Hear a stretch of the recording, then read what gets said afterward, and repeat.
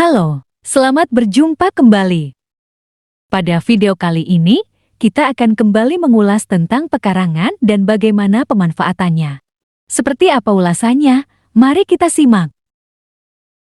Jangan lupa like, share, dan komen. Pekarangan adalah sebidang tanah di sekitar rumah bagian depan, samping maupun belakang yang mudah diusahakan dengan tujuan untuk meningkatkan pemenuhan gizi mikro melalui perbaikan menu keluarga dan biasanya dibatasi dengan pagar. Pemanfaatan pekarangan adalah pekarangan yang dikelola melalui pendekatan terpadu berbagai jenis tanaman, ternak dan ikan, sehingga akan menjamin ketersediaan bahan pangan yang beraneka ragam secara terus-menerus guna pemenuhan gizi keluarga. Pekarangan sering juga disebut sebagai warung hidup, apotik hidup, lumbung hidup maupun bank hidup. Pekarangan yang berfungsi sebagai warung hidup adalah pekarangan yang dimanfaatkan dengan menanami dengan tanaman, ternak maupun ikan yang dapat dipanen untuk memenuhi kebutuhan sehari-hari.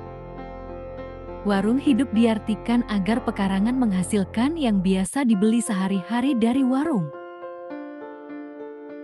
Untuk pelaksanaannya, pekarangan dapat ditanami berbagai jenis tanaman sayuran seperti bayam, kangkung, mentimun, kacang panjang, terung, sawi dan lain-lain, tanaman bumbu atau rempah seperti jahe, kencur, kunyit, serai dan lain-lain, ternak penghasil daging dan telur seperti ayam, itik dan lain-lain, maupun ikan seperti lele dan sebagainya.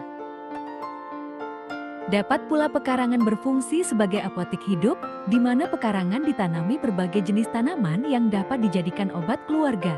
Tanaman obat keluarga tersebut diantaranya adalah sembung, saga, tapak dara, mahkota dewa, daun dewa, brotowali, temu-temuan, mengkudu, mangkokan, dan lain-lain.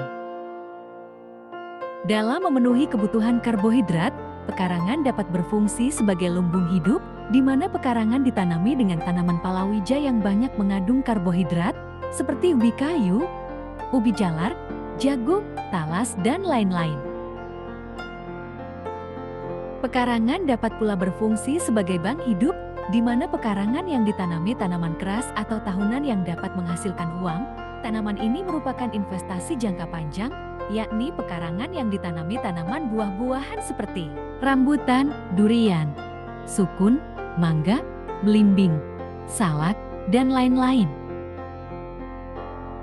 Dalam mengelola lahan pekarangan, sebaiknya kita menyusun suatu perencanaan penataan lahan pekarangan sehingga area lahan yang akan dikelola dapat dimanfaatkan secara optimal dan produktif secara berkelanjutan.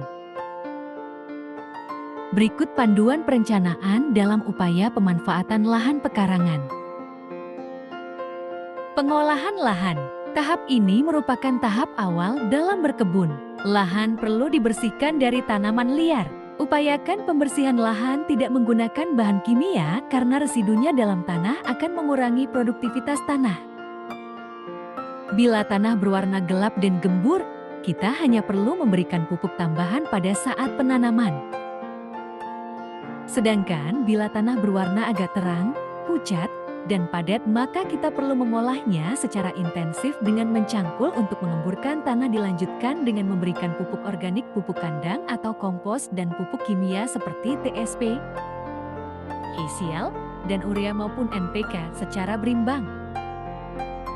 Menentukan jenis tanaman. Pilihlah jenis tanaman yang bermanfaat bagi keperluan rumah tangga, baik untuk obat atau kesehatan keluarga, dan keperluan dapur, cap, tomat, sayuran, bayam, kangkung, mentimun, kacang panjang, terung, sawi, serta pelengkap gizi keluarga dengan menanam pepaya, pisang, jeruk, dan ternak ayam, itik, serta ikan.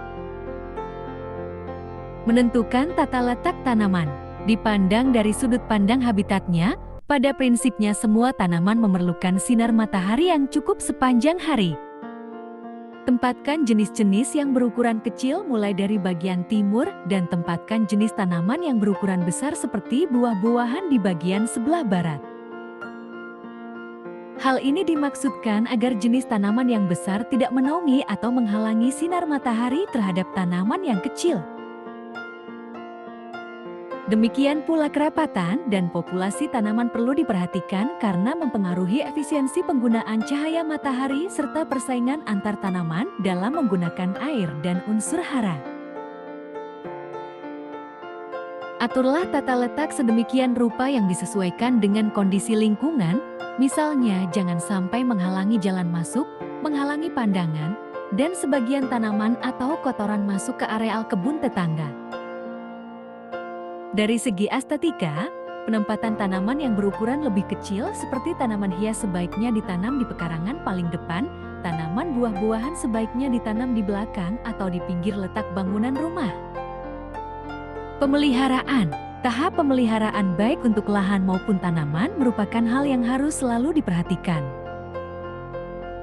Penyiangan dilakukan dengan membersihkan lahan dari rumput-rumput liar, bertujuan untuk mencegah kompetisi nutrisi tanaman dari tanah selain untuk kebersihan dan keindahan. Sisa-sisa tanaman dan rumput sebaiknya dikeringkan lalu dikubur ke dalam tanah dalam-dalam karena dapat meningkatkan kesuburan tanah. Sisa tanaman ini dapat juga diproses untuk dijadikan pupuk organik atau kompos. Pemberian air dengan cara penyiraman secara kontinu sangat penting terutama pada tanaman yang berumur muda dan baru tumbuh. Untuk selanjutnya aktivitas penyiraman ini dapat disesuaikan dengan kondisi lingkungan lahan pekarangan apakah kekeringan atau basah lembab. Salah satu upaya untuk mempertahankan ketersediaan air di lahan pekarangan adalah dengan membuat kolam. Nah, sobatku, demikianlah ulasan saya tentang pekarangan dan pemanfaatannya. Sekian dan terima kasih. Dukunglah channel ini dengan cara like, share dan komen. Jangan lupa untuk di-subscribe.